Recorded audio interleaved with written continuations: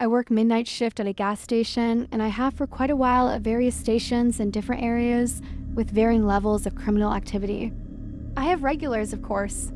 I'm a small-statured woman, as is my partner the other half of the week, and we've always been partners, so these regulars often worry about us and keep watch on creepy occurrences when they can.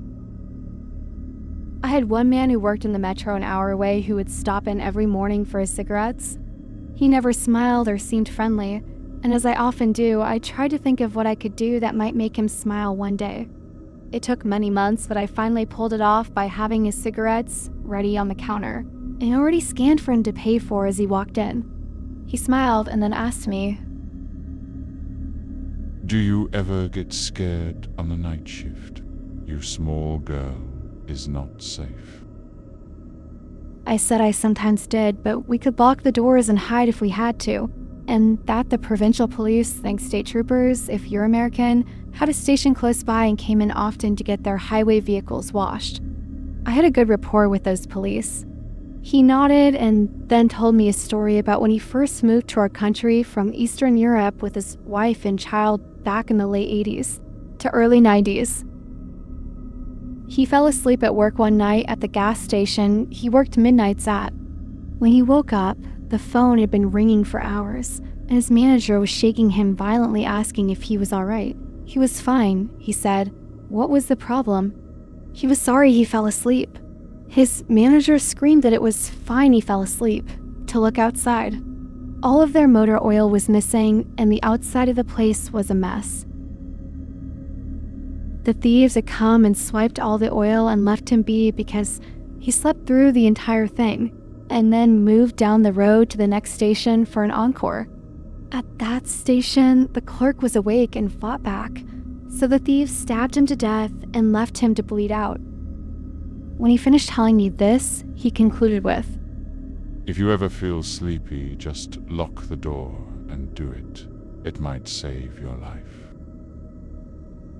I don't work at that station anymore, but I think about that guy all the time and wonder how his grandkids are. There is a link in the description to an article talking about how that poor other clerk's killers were finally found 25 years later. When I was 17, I was hanging out with two friends, and they wanted to go smoke weed in the woods. I didn't feel like it, so I drove them and waited in the car. After a while, I was getting bored and decided to go meet them, but there were 4 paths going off in different directions, so I just took the biggest one. After walking for a few minutes in the pitch-black forest before flashlights on phones, I come across this dip in the trail, and on the other side is a bench lightly visible due to the moonlight. On the bench is sitting a man and another one is standing in front of him, but I can only make out their shadows. Being sure these are my friends, I yell out to them before walking over. If you ever walked the woods at night, it's just an uneasy feeling all around. So I was cautious to begin with. Well, it turns out, just after yelling out to my friends, both silhouettes turn around towards me. Not a word, not a sound. The guy sitting down starts sprinting full fucking speed towards me in complete silence. I got the absolute fuck out of their sprinting also the other way and tripping over shit because I couldn't see anything. I finally get out and lock myself in my car, but I was really worried for my friends. Maybe a minute later, I see them both coming out of a completely different path. They also confirmed they never saw me or anyone else. My heart still sinks just thinking about that dude sprinting in silence. What the hell was that shit? I was 17 years old male, and walking home from a night out quite drunk and stoned about 2 a.m. I'm in a lonely part of my walk, no people, few cars, just a road and some large shops, A/B and Q&A carpet showroom, out-of-town shopping complexes that have since become ubiquitous in the UK. Anyway, in a lay-by about 15 feet away is a silver car pulled up lights on. As I stumble past, 2 men step out and call me over. Something about the situation immediately sobers me up.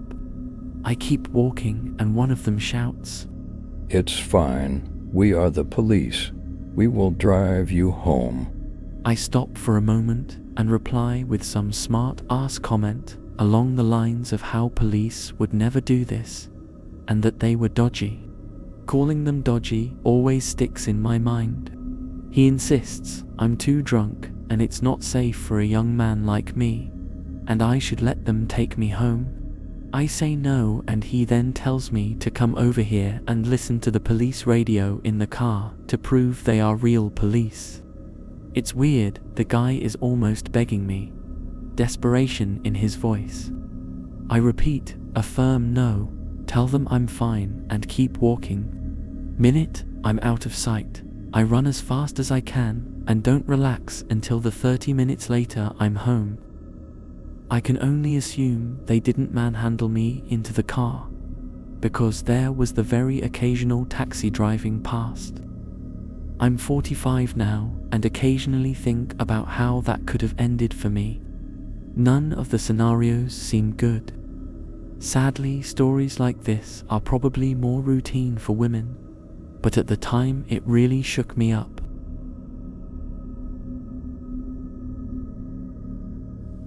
Up to this day, I'm still looking for a logical explanation to this. This happened in 2003, so I and an ex were checked in a coastal resort where the cottages were far apart, like 200 meters away. Around 11 to 11:30 p.m., while we're both drinking beer with the lights turned off and only the TV on, the doorknob suddenly rattled violently, like someone was forcibly trying to get it open. There was no double lock on the door, so my first reaction was to jump from the bed and block the door with my weight. The force of my landing must have been heard from the other side, but the twisting of the doorknob continued. By this time, I was already pressing my face to the floor, trying to look, estimate how many people were outside the door via the small gap between the floor and the bottom of the door. There was nothing, not one pair of feet or anything, but the doorknob just kept rattling. I should point out that the gap between the floor and the door was enough for me to see the outside, or at the very least notice any change in shadow light caused by movement, but there was nothing. The turning of the doorknob then stopped, but I never heard any footsteps or any other noise. Waited a few minutes and opened the door. Everything was quiet. No footprints outside or on the sand surrounding the cottage. We just noped out of there immediately.